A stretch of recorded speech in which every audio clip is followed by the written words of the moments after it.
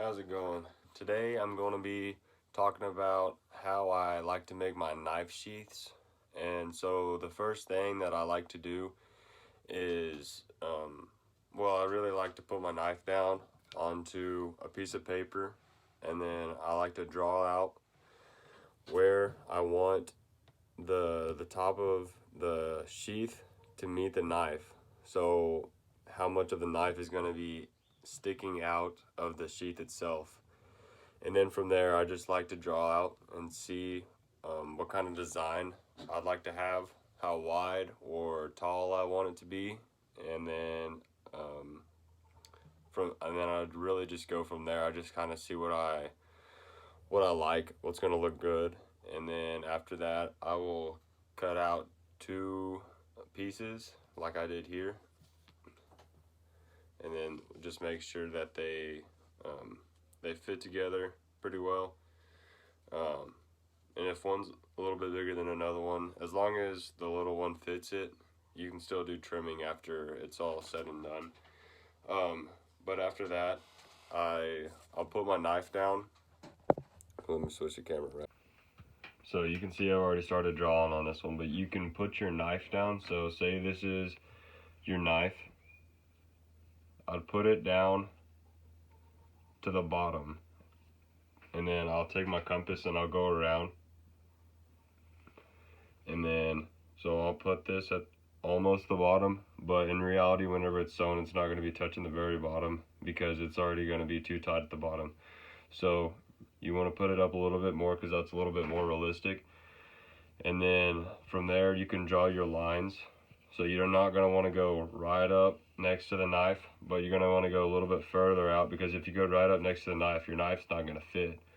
You're going to sew it up and it's going to just go and not go in all the way. So you want to go a little bit further out, but you also want to make sure your knife sheaths are wide enough to where you can leave yourself room to punch your holes for your belt.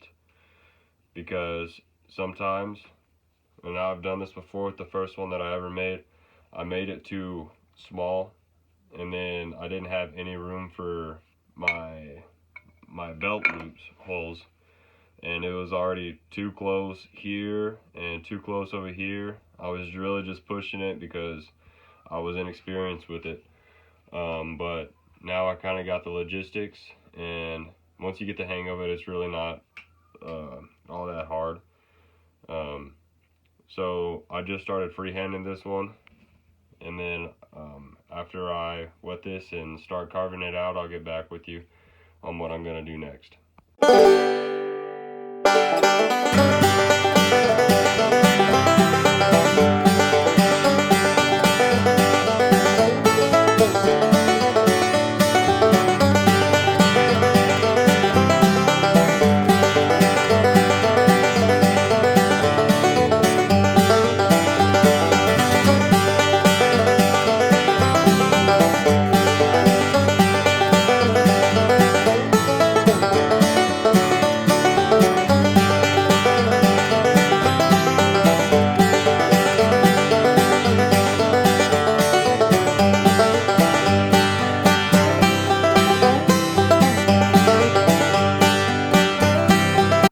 Now that it's all tooled out and I got some decorative cuts, it's time to do some backgrounding.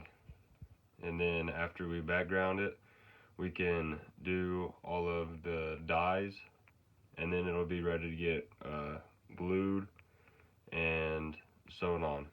Got the front and back dyed and sealed, and now we wait for it to dry again, and then I get to put some of that paste antique on there, and then we'll let it dry again, and then we'll glue it and stitch it up.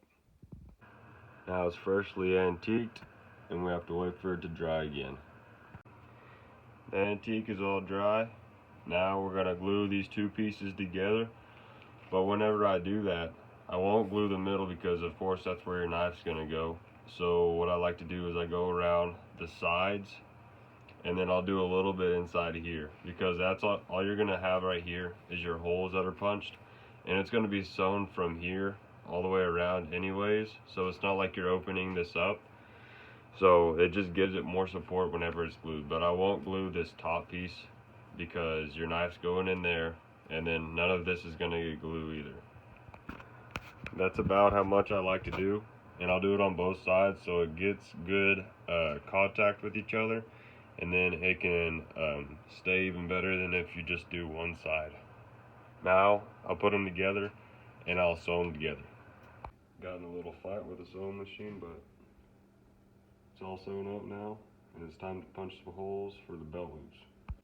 Got the holes punched out. Now it's time to get everything smoothed out, squared up, and burnish the edges. Then I'll dye the edges and I'll be done. Got the edges all burnished up, inside and out. Now wait for it to dry a little bit more so it can soak in the dye, then it'll be finished. Alright, here's the final product. Everything has been dried and sealed, and that's how you make a pancake knife sheath for a trapper style knife. Thank y'all for watching.